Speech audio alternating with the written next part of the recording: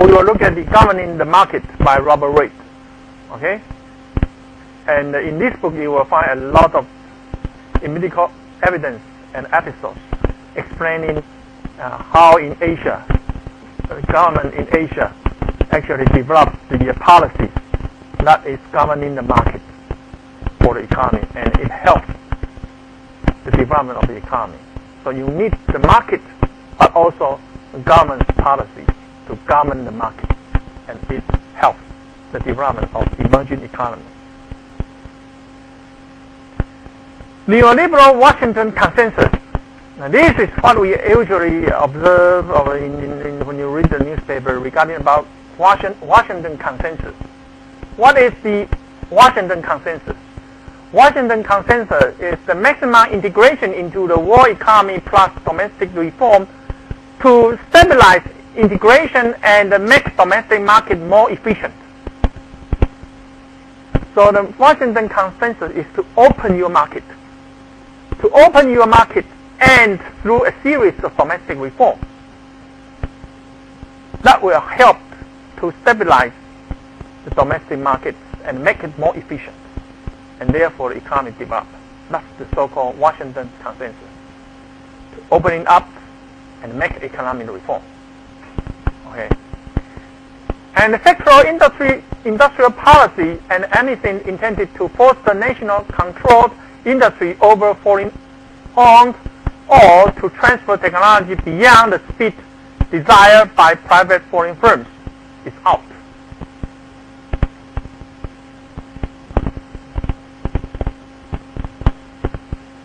Okay. Here emphasize that the sectoral industrial policy. You need a sectoral. You actually need to open it up. Okay, and also know the kind of in Washington. I'm talking about Washington consensus. Okay, the government should let go of everything, that let the market do the whole thing.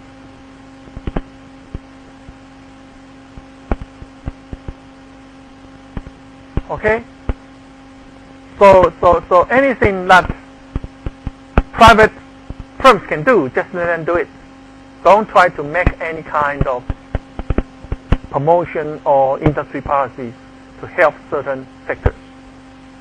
Okay, that's the Washington consensus. Okay,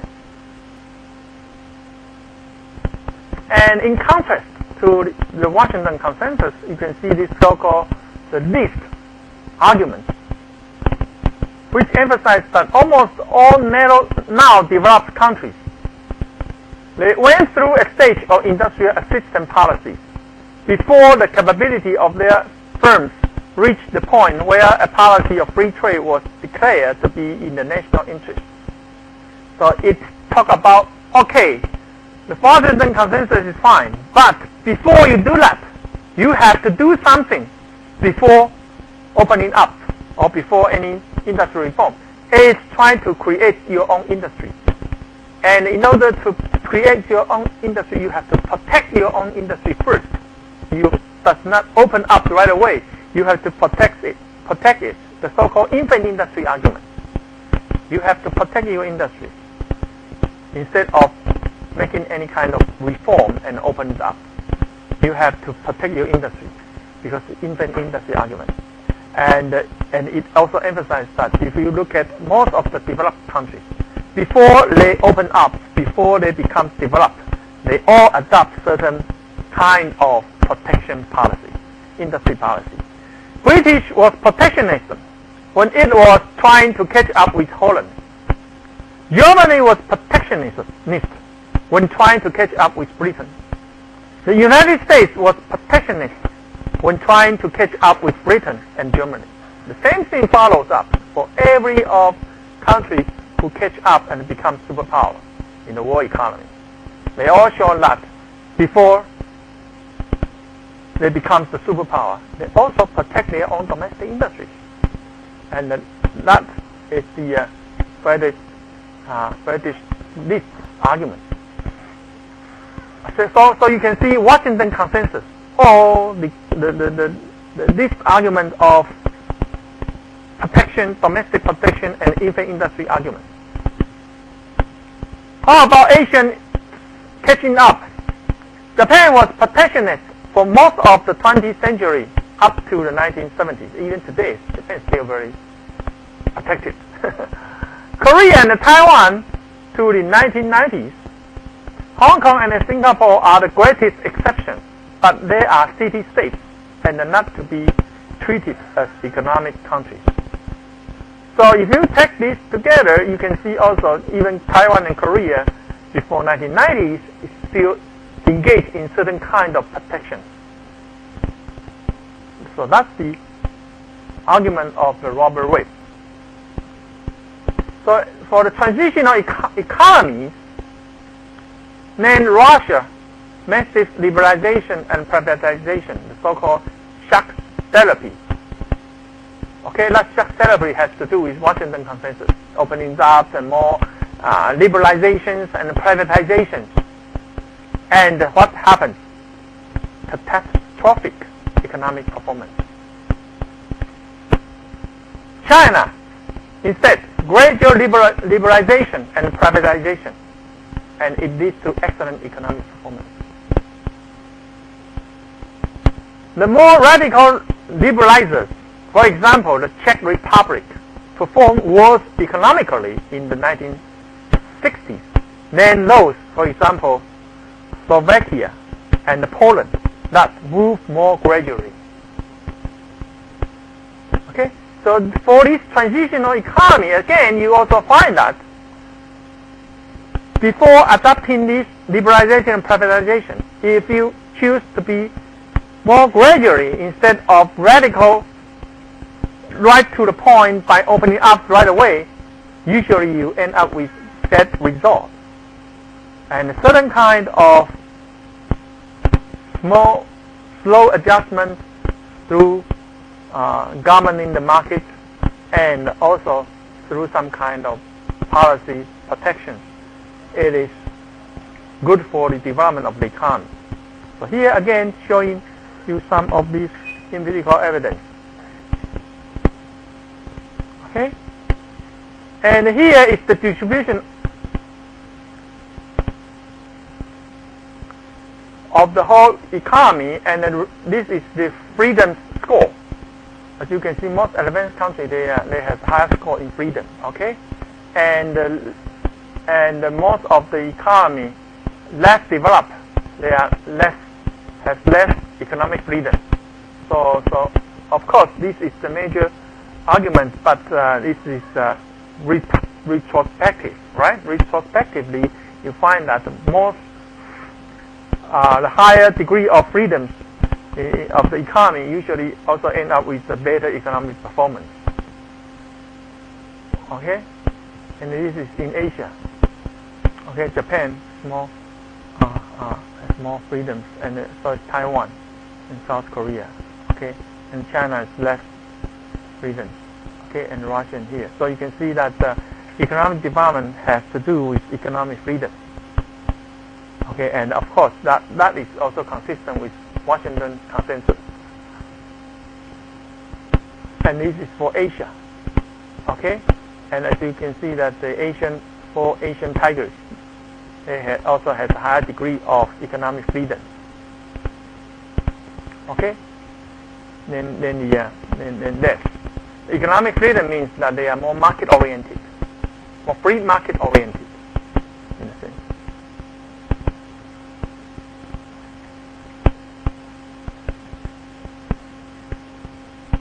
And this is the comparison. This is Hong Kong. Okay, Taiwan. Okay, this is the world average. And China is below world average in terms of its economic freedom. And Hong Kong has a higher economic freedom, so it has a higher, better performance. And Taiwan also has a higher, but less than the Hong Kong in economic freedom.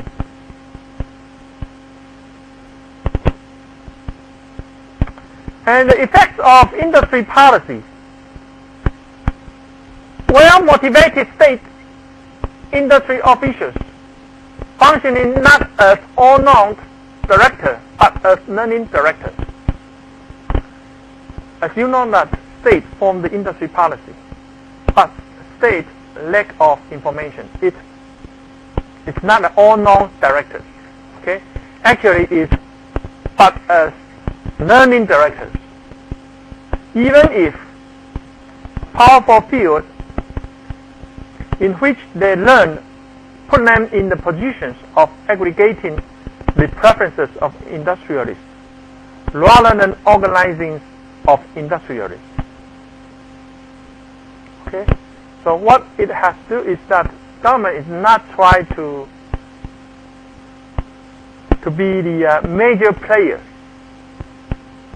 Okay, it is not trying to replace the market.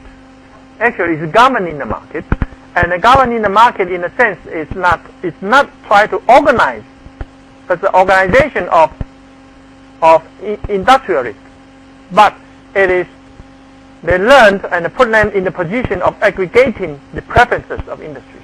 It's trying to make a collective environment for the whole for the whole industrialists in the economy. The policy and their implementation agencies were too important in East Asia's success to ignore. Okay, if you want to talk about East Asia's success, then you have to look at the policy and how and who implements the policy and the agencies that implement the policy. And you have to look at this in order to understand the real success of the Asian economy. Okay, so in this case, it means that state industrial policies matters a lot in helping the economy.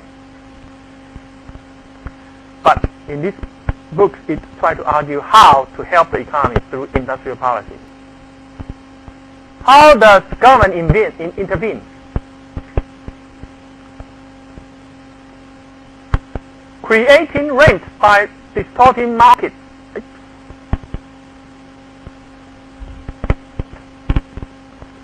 Creating rent by distorting markets through industrial policies was essential.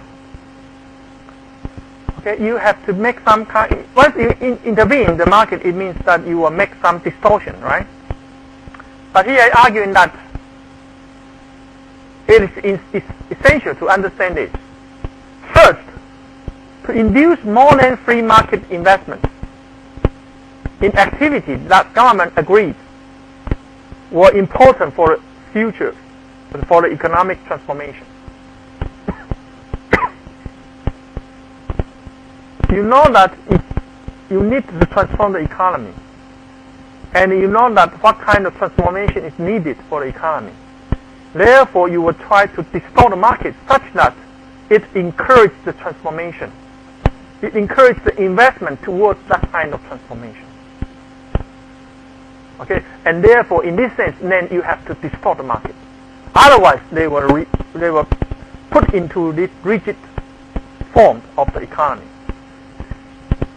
So distortion is in this sense to help the transformation. And second, that's why we need government intervention. That's the argument by Wade. Okay, what do we mean by governing the market? The second, to sustain a political coalition in support of these policies. Okay, of course you need a political coalition in support of these policies, because economic policy usually needs the support of political power. Okay?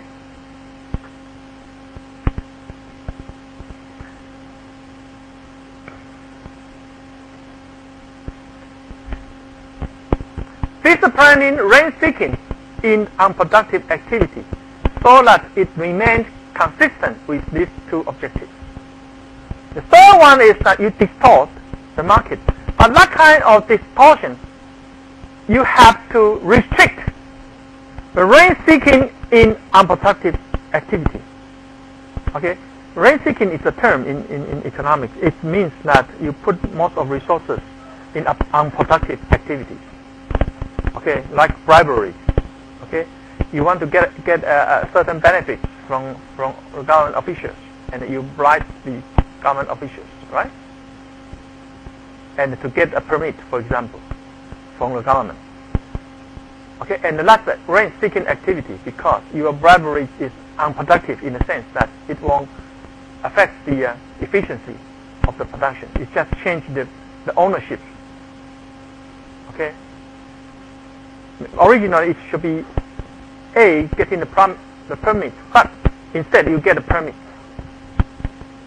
Okay, so just change the ownership, but your bribery is a rent-seeking activity in the sense that it doesn't provide any productive result for the whole economy. Okay, so you should discipline. In that sense, then you should discipline the rent-seeking in unproductive activity.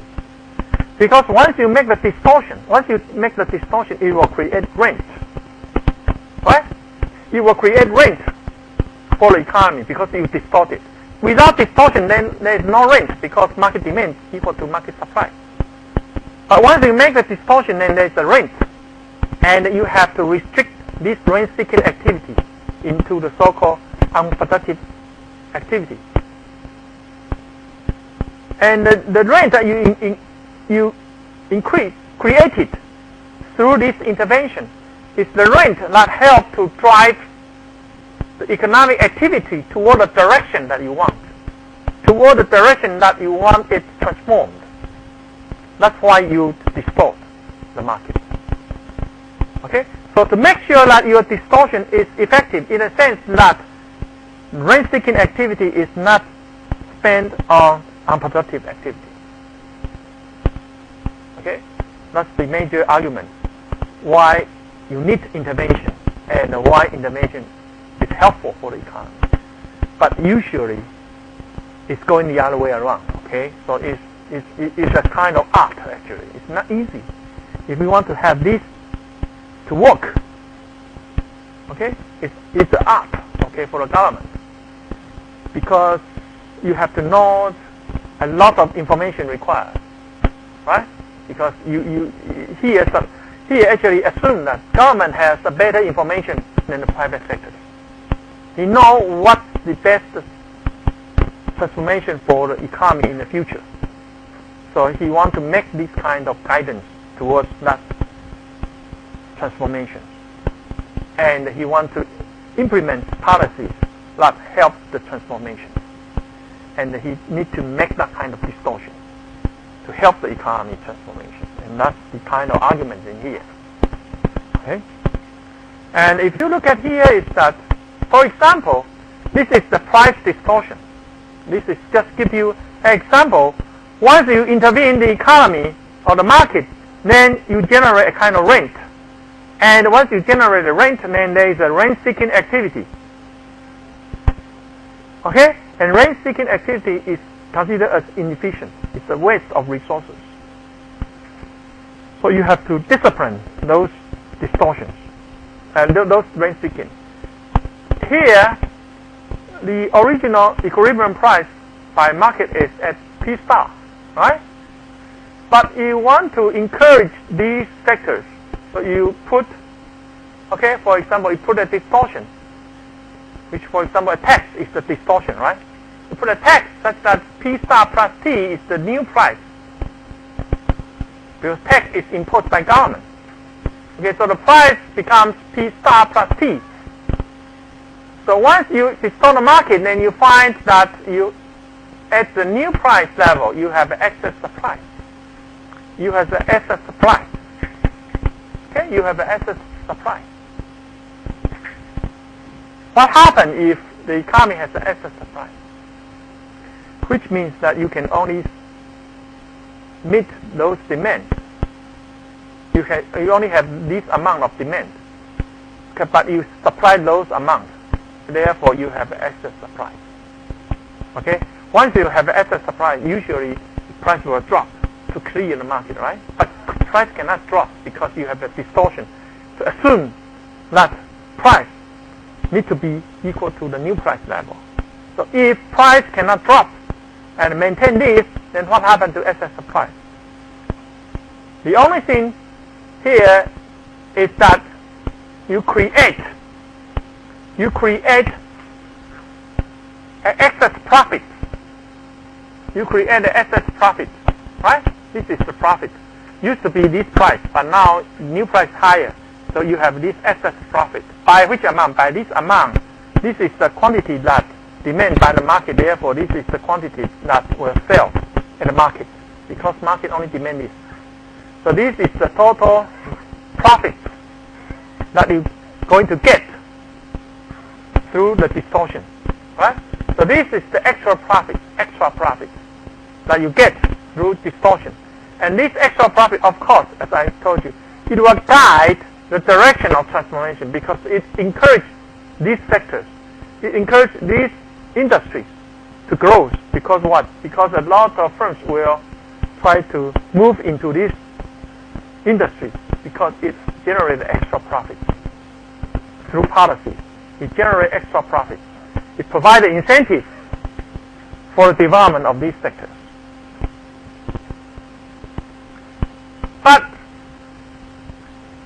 But as you can see that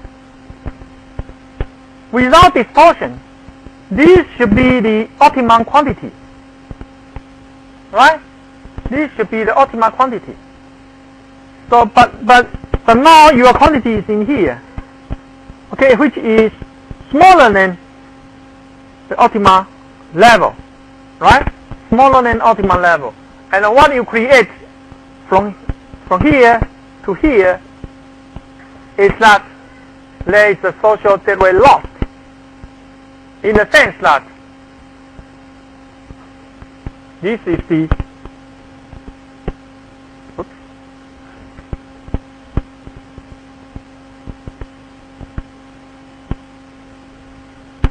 because it should be here, but now you produce in here.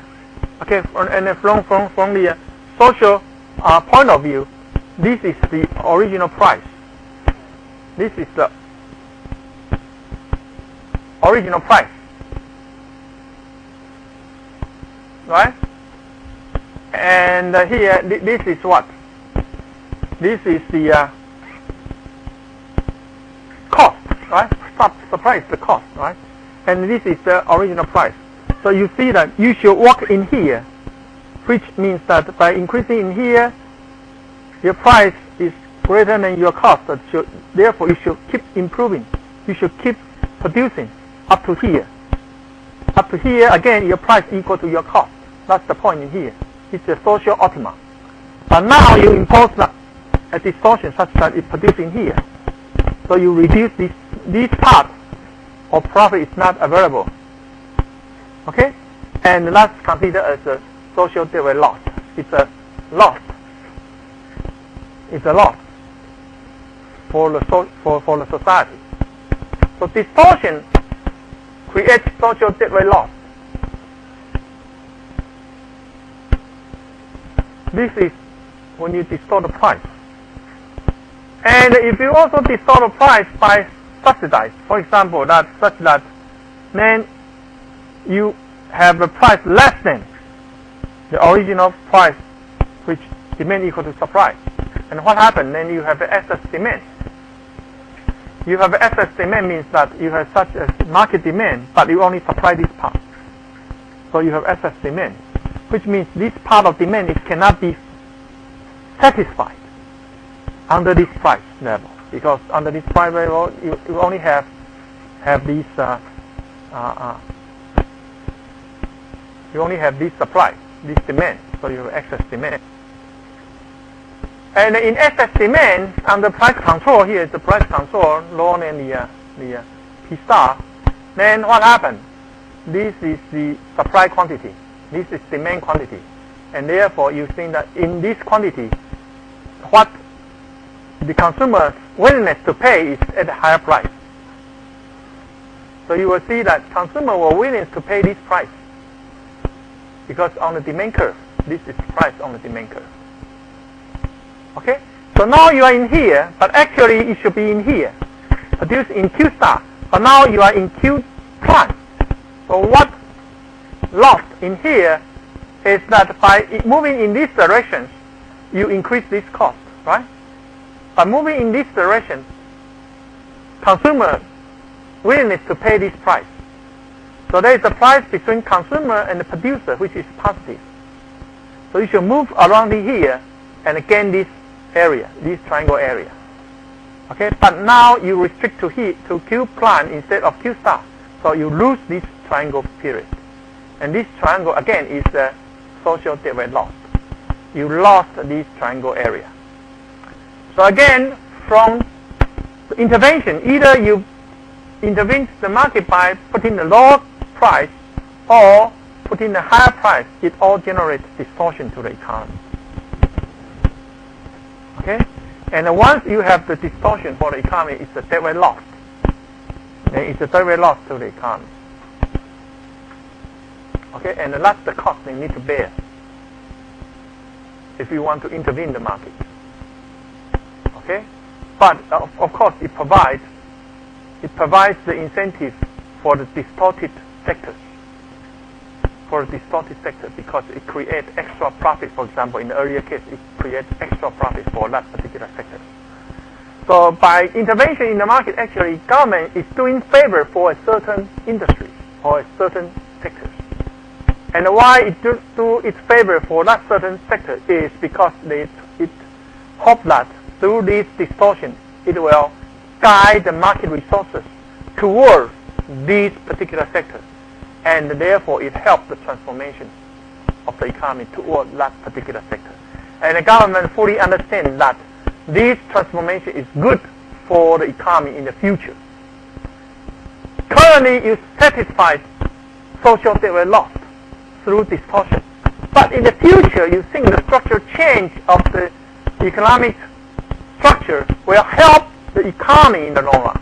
And therefore, you are trading off short-term theory loss for a long-term economic profit or benefit. And that's the argument for this government in the market.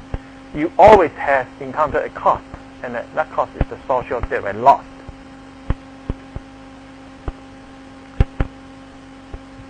And besides this social theory loss, you also find that because price quantity is limited by the supply in here, but the demand is willing to pay this price. So you find there is a black market price for this particular quantity. You have black market price of P double star. You have this black market. So you can see the black market is even higher than the original P star. So even you make this restriction, but in the black market, the price is much, much higher. Not only higher than your predetermined price, but it also higher than the original equilibrium price. And what happened in this part? This part is the profit for the black market, because this is the price, right? And this is the black market price. So any price between the black market price and the official price is what? Is the profit. Is the profit generated through this intervention. And this profit actually is rent-seeking because this is just transforming your money from consumer's pocket to what? To the supplier's pocket. No any efficiency gain. This is pure redistribution from consumers' pocket through paying higher black market price to suppliers who has this official, who only pay this official price. And this part is what we call rent-seeking in unproductive activity. Okay? So this part is the rent-seeking. So you have theory loss, and you have the rent-seeking. Okay, and therefore, because people will try to pay as high as this number, P double star, in order to get this amount of quantity Q's climb. So this is unproductive. So in here, it just tries to tell you that the government has to discipline this rent-seeking in unproductive activity. So that's why, theoretically, you see the argument that if you want to intervene in the economy, you have to make sure that it makes the right directions, such that it guides the resources towards the direction that you think is good for the economy in the future. But at the same time, then you also need to discipline the rent-seeking activity that may evolve in unproductive activity. So you see there's a lot of extra costs generated through policy intervention. And that is why policy intervention is not easy to justify. Okay?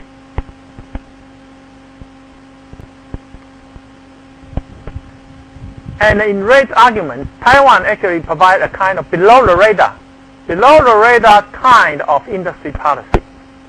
It's the policy, the Industry Development Bureau of officials nudging foreign firms to switch supplies from imports to domestic producers, or nudging established industries quickly to provide markets for firms in innovative industries, hence accelerate the rate of innovation. That is Industry Development Bureau, okay, 工业局 in here, okay, who is making the industry policy. And state control and leadership was focused on upstream industries such as synthetic fiber, plastic, basic metal, advanced electronics, and the like. Okay? To help focus on the upstream industry. And in many sectors, public enterprises have been used as the chosen instruments for a big push. Okay? Government sectors to start with, the government public enterprises to start with the project first. Okay? And then demonstrate what we call the demonstration effect. Demonstrate that it is indeed profitable to do this kind of activities or investment. And then it will attract private firms to jump into the wagon to do the same investment. Okay, so it is the government policy that induced private sectors to make the right investment. So in this kind of argument, it tells that government is actually picking the winner. And government has the full information of picking the winner. And by picking the winner, government do the implements interventions to guide the resources towards the winners. Okay, so that's the kind of argument. And indeed, you see that government did provide many policies trying to stimulate the economy for certain, in favor of certain industries. I should say, yes, we have this. But later you will find that I a little bit disagreed with the weight argument is that if you look at Taiwan's economy, yes, we did provide that kind of policy. But if you look more closely, you find that those firms or industry under these policies, they are not as efficient as those firms or industry not covered by these policies. Okay? For those industries not covered by this industry, usually they produce more efficiently, and they actually are working more competitively, because this is considered as a kind of protection in favor of certain industries, right? So that kind of protection actually generates the kind of rent. Okay, and that also makes room for inefficiency because you have extra profit. Okay, so you are more likely to be inefficient. And as you also can see that these policies favor those industries. They are never ever fall into the category of small and medium-sized enterprises. They are not in this category. And it is small and medium-sized enterprises which are the major contributors to our economy. They make the best efficiencies in most of the firms. So yes, we did observe this kind of policy being implemented in Taiwan.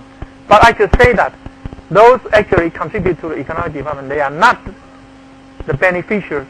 They are not benefited by those policies, actually. Okay, and those policies actually create some of the big enterprises.